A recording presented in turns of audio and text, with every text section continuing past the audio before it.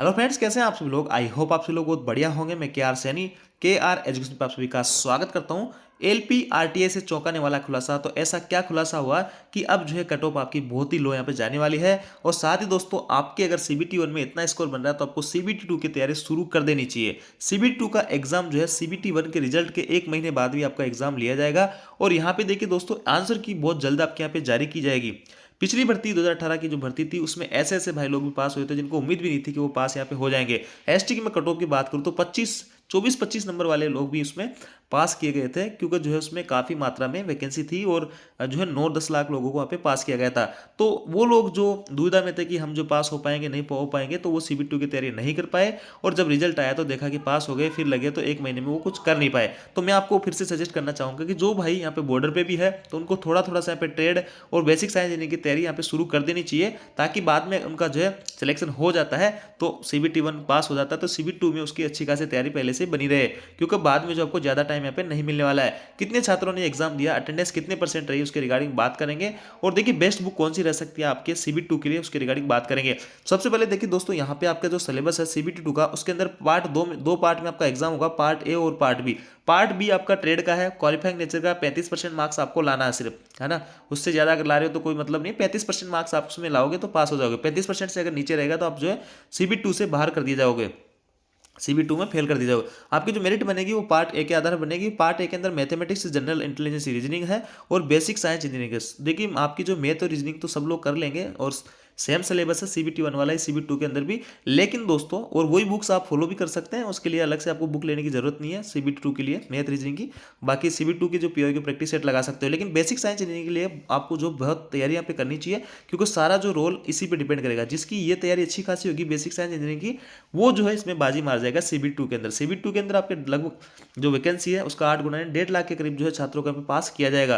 तो देखिए basic science engineering के लिए किरण पब्लिकेशन की तरफ से भी एक बुक लॉन्च की गई, बहुत ही शानदार है। इसमें आपका सारा सिलेबस एक टू द पॉइंट यहाँ पे कवर किया गया है, एक एक पॉइंट को अच्छे से कवर किया गया है बेसिक साइंस एंड इंजीनियरिंग के। और हर जो टॉपिक है उसके बाद में उससे बनने वाले इंपॉर्टेंट क्वेश्चन भी दिए हुए हैं और प्रीवियस ईयर के क्वेश्चन पेपर भी यहाँ पे आपको मिलने वाले हैं बेसिक साइंस और इंजीनियरिंग के। तो ये बुक जो आप लोगों के लिए बहुत ही कारगर साबित हो सकती है, जो भी भाई लोग सीबीटी 2 की तैयारी यहाँ पे करना चाहते हैं। तो इस बुक को लेकर थोड़ी थोड़ी सी प्रैक्टिस आप स्टार्ट कर दीजिएगा।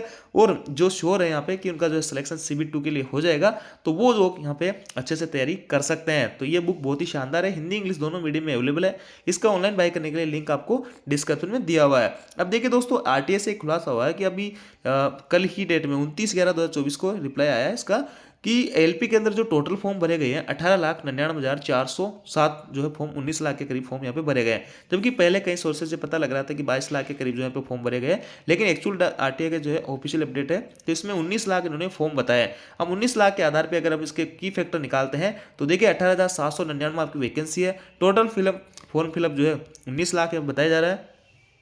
अटेंडेंस जो है दोस्तों यहाँ पे हालांकि 30% है, लेकिन फिर भी 75% है मान के चल रहा हूँ। फिर भी 14 लाख लोगों ने यहाँ पे एग्जाम दिया है। सीबीटी 1 जो पास करने वाले लोग हैं 2,81,985, यानी इसके 15 गुना छात्रों को यहाँ पे पास किया जाएगा। और सीबीटी 1 के अंदर जो आपका 5 में से एक बंदा यहाँ पे पास होने वाला, तो आप लगा लीजिए कितना परसेंट यहाँ पे, यानी 20% चांस आपके हर लोग के यहाँ पे पास होने के है। तो 20% का यहाँ पे कंपटीशन रहने वाला है, तो कंपटीशन बहुत ही लो है। अब देखिए मैं ऐसा लो क्यों कह रहा हूँ, क्योंकि दोस्तों पिछली जो भर्ती थी 2018 की, उसके अंदर वैकेंसी ज़्यादा थी तो फॉर्म भी उसमें 40-45 लाख भरे गए थे। 40-45 लाख फॉर्म भरे गए थे। और दूसरी बात है कि वहाँ पे जो पास किए गए थे वो 9 लाख, 9.5 लाख के करीब जो है लोगों को पास किया गया था। तो यहाँ पे जो कंपटीशन बन रहा था वो 4 पे 1 बन रहा था, यानी 4 में से 1 को यहाँ पे पास किया जा रहा था। और इस बार क्या हो रहा है, 5 में से 1 को पास किया जा रहा है। तो देख लीजिए, आप खुद अंदाजा लगा लीजिए कितना कट ऑफ। पहले 4 में से, पिछली भर्ती में 4 में से 1 को पास किया, इस भर्ती में 5 में से 1 को पास किया जा रहा है। तो देखिए कंपटीशन बहुत ज़्यादा डिफरेंस नहीं है दोनों में कंपटीशन का बहुत ज़्यादा डिफरेंस नहीं है। कट ऑफ आपको पेपर इस बार बहुत अच्छे खासे बनाए गए थे, किसी किसी शिफ्ट के तो बहुत ही हार्ड यहाँ पे पेपर बने थे। तो आपका रो स्कोर अगर आपका ठीक ठाक बन रहा है तो आप जो यहाँ पे अपना पास माने जाओगे। सीबीटी 1 के अंदर आप आराम से पास हो जाओगे। और यहाँ से आपको तो पिछली जो भर्ती थी उसकी मैं आपको कट ऑफ दिखा दूंगा, उसके आधार पे आप आइडिया लगा सकते हैं कि इस बार जो है कट ऑफ क्या रह सकती है। और देखिए अजमेर में 30/11/2024 आज ही का न्यूज़पेपर है, इसमें ही आया है आरआरबी एलपी पदों के लिए 57,000 से अधिक अभ्यर्थी परीक्षा देने ही नहीं पहुंचे। तो कहने का मतलब टोटल यहाँ से फॉर्म भरे गए थे आरआरबी अजमेर से 1,84,933, इनमें से 1,27,634 लोगों ने एग्जाम दिया है और 57,000 लोगों ने एग्जाम नहीं दिया है। अगर 57,000 लोगों को इसका परसेंटेज निकालते हैं तो 30% लोगों ने एग्जाम यहाँ पे नहीं दिया है। कहने का मतलब एग्जाम में अटेंडेंस जो है 70% के करीब यहाँ पे रही है, तो 70% रही है तो कंपटीशन आपका बहुत कम यहाँ पे और हो जाता है। तो देखिए आज ही की न्यूज़ है। इसके अलावा दोस्तों मैं 2018 की आपको कट ऑफ दिखा देता हूँ। यहाँ पे देखिए दोस्तों, आज आपकी CBT 1 की जो है कट ऑफ है कम्युनिटी वाइज, और आपका जो है रो स्कोर जो रहेगा 75 में से आपका जो स्कोर बन रहा है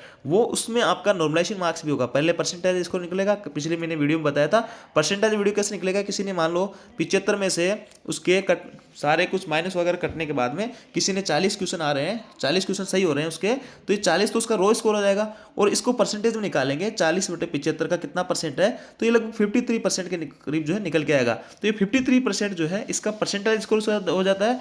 और परसेंटेज स्कोर होने के बाद में इसमें फिर नॉर्मलाइजेशन करके जिनकी शिफ्ट हार्ड थी उनके मार्क्स यहाँ पे बढ़ाए जाएंगे। किसी के 10 मार्क्स भी बढ़ सकते हैं, किसी के 15 भी, और किसी के 5, किसी के 3 भी। ये शिफ्ट पे डिपेंड करेगा कि किसकी शिफ्ट कितनी हार्ड थी, उसकी जो नॉर्मलाइजेशन यहाँ पे किया जाएगा और उसके आधार पर यहाँ पे कट ऑफ जारी की जाएगी। और ये देख लीजिए कट ऑफ आप जो है पिछले सालों की कितनी कम रही है। यहाँ पे ओबीसी ये है यूआर की, ओबीसी, एससी और एसटी की। तो एसटी की जो आप कट ऑफ देखो 25-25 नंबर तक भी यहाँ पे लगभग 25-26 के करीब, मैक्सिमम जोन से 25-26 के करीब यहाँ पे कट ऑफ रही है।